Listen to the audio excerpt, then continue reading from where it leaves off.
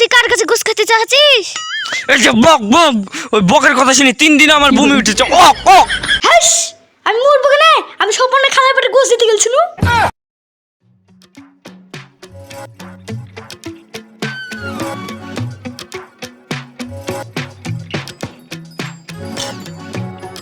আব্বা, আব্বা, আব্বা রে! কি বলি চিল্লাছে ছোড়া? কি হয়েছে? এখানে আয়।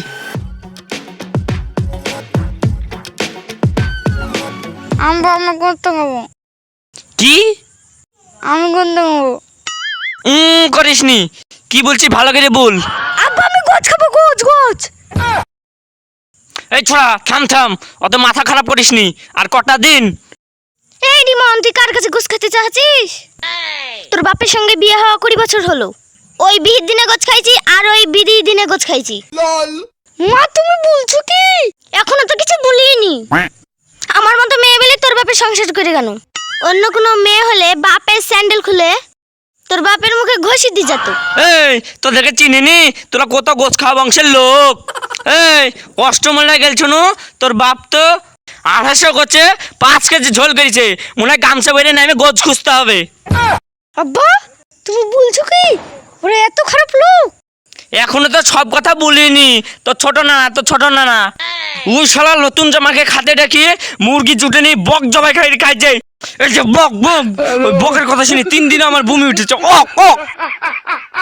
তোমাকে তো তাও বাগের গোছ দিয়েছিল। তোমার বাড়িতে আসার পর থেকে একটি নেন্দুরের গোছ তো জুটেনি। এই থামো থামো থামো, তোমাদের কাছে গোছ খেতে চাই? বড় অন্যায় করেছি, বড় পাপ করেছি, বড় ভুল করেছি। আমার ক্ষমা করে দাও, আমার মাফ করে দাও। দেখো দেখো, ছেলেটার কাছ থেকে দেখে কিছু শিখো।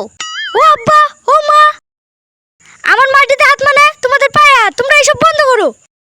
যাক বাপ, আমার পেটের ছেলে হয়ে তুই এত কিছু বুঝিস। আজকে থেকে তোদের ভালো তুই আমার ভালো। চল বাপ, আজকেই গরু কিনতে যাবো হাটে।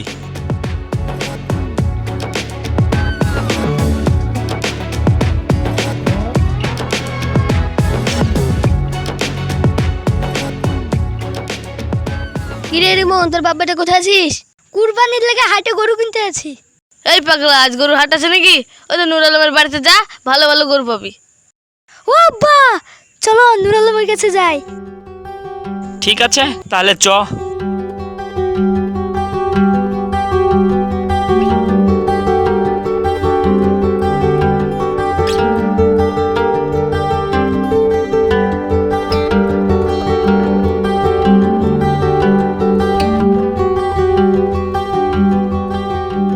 কি ব্যাপার, গরু লাগবে নাকি? হ্যাঁ, একটা কুরবানির লেগে গরু কিনতে আসনু। দেখো ভাই, কোন গরুটা নিলো দেখো। এ নলম, গরুগুলা গাটা ধুয়ে দিস, একটা গরু কিনা পাঠিয়ে আসবে। কে, সূর্য নাকি? হ্যাঁ গো চাচা, কি ব্যাপার এখানে? গরু লিবা নাকি? হ্যাঁ, একটা কুরবানির জন্য গরু নিতে আসনু। দেখো কোন গরুটা লিবা দেখো। নলম, চাচাকে কিনা দামে গরুটা দিয়ে দিস। আব্বা, এই গরুটা নিতে হবে। এই ছোড়া, এই গরুটা শুধুই গোছ, ভাল লাগবে না, লরম গোছ, খাই শান্তি পাবেনি। এতে এই গরু ডালে আর গোছ ভালো হবে, ললিপপের মতন চাবি চাবি খাওয়া হবে। ঠিক আছে আব্বা, আমার তো মনেই ছিল না। এই গরুটাই দাও। সূর্য, এই গরুটার দাম কত হবে ঠিক করে বলবি। চাচা, তুমি টেনশন নিও না, আমি দেখছি।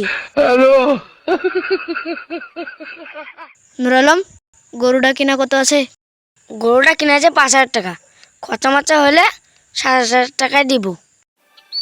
ঠিক আছে, আমি দেখছি। চাচা শুনেন, চাচা গরুটা কিনা আছে 27,000 টাকা। সূর্য, এ মুরগি সমান গরু 27,000 টাকা দাম? চাচা ডাক দিচ্ছি, দেখছেন? এটা ধরেন মসজিদ। মসজিদে দাঁড়িয়ে বলছি, গরুটা 27,000 টাকা কিনা। তাতে অন্য খরচ আছে, আপনি 1,000 টাকা ধরে দেন, দিয়ে 28,000 টাকা পুঁজি দেন। না না, তুমি 27,000 টাকাই লাও। না না চাচা, আপনি বুঝতে পারছেন না। আব্বা, কুরবানি গরুর দাম দর করলে কুরবানি হয় না। যা বলছো ওই দাও দি চলো। যাক, যখন ছেলে বললো তাহলে 28,000 টাকাই লাও। ঠিক আছে, তাহলে টাকাটা 2 দিন পরে দেবো। টাকার কথা বলছেন চাচা? টাকা ঈদের আগের দিন দিলেই হবে।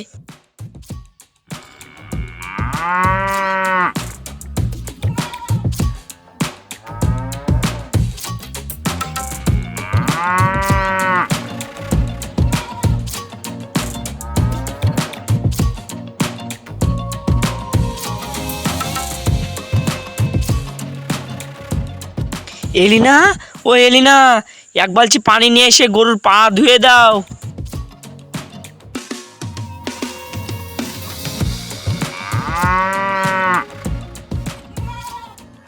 এই এ কি গরু এনেছে?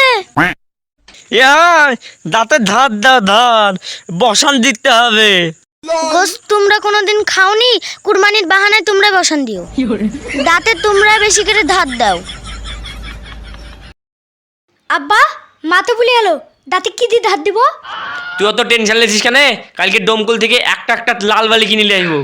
দুই বাপ্পাটা মিলি লাল বালি দিয়ে দাঁতে শুধু বসে বসে ধার দিব। আব্বা দাঁতে এমন ধার হবে গো, হাড় বসে ঠিক আছে বাপ, তাহলে ঘরে চ।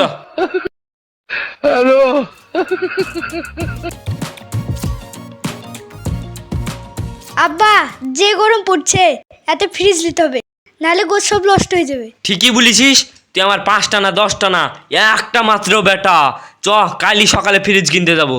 যে তো মুরগির সমান একটা গরু কুরবানি দিছে, মনে হচ্ছে সব গোস বাব্বাটাই খাবে। তুই বকিস নি তো, কুরবানি হোক বা না হোক আমাদের গোছ খাওয়ারই কথা। কুরবানি দিয়ার লোক।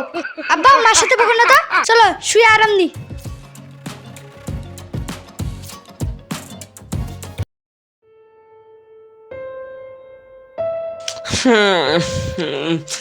বেলা তো অনেক হয়ে গেছে। রিমন, এ রিমন, রিমন, এ রিমন, উঠ, গরুটাকে গা ধোয়াতে হবে। রিমন, ও আমার রিমন মরে গেছে গো। ও এলিনা, তুমি এখানে আসো গো তাড়াতাড়ি। দেখি দেখি রিমনের কি হয়েছে, কি হয়েছে? ওরে আমার রিমন মরে গেল রে। ও রিমন, তুই গোছ খালি কাঁদছিলি রে বাপ। এই গরুটা বাধাই দেখলে তুই মরে গেলি রে। ও রিমন, আমার মতন কিপটি লোক কুরবানি দিতে রাজি হয়েছে গো। কানতে যাও ভুলে গেছে, মেলাদিন কান্দার অভ্যাস হয় না। ও বাপ রিমন, আমার মতন কিপটি লোক হয়ে কুরবানি দিতে রাজি হয়েছে শুধু তোকে গোছ খাওয়ানোর লিগে। ওগো তুমি আর কাঁদো না, ছেলে আবার তুই তো বলছিস কবে ছেলে হবে, কবে আমাকে আব্বা বলি ডাকবে। ওরে আমার রিমন, ও বাপ তুই তো মরে গেলি, একটা একটা লাল বালি দাঁত দি ঘষবে কে? ধুর তুই কাঁদছো না? তুই মরিস নি? হাস, আমি মরবো কেন? আমি সম্পূর্ণ খালার পেটে গোস দিতে গেছিল।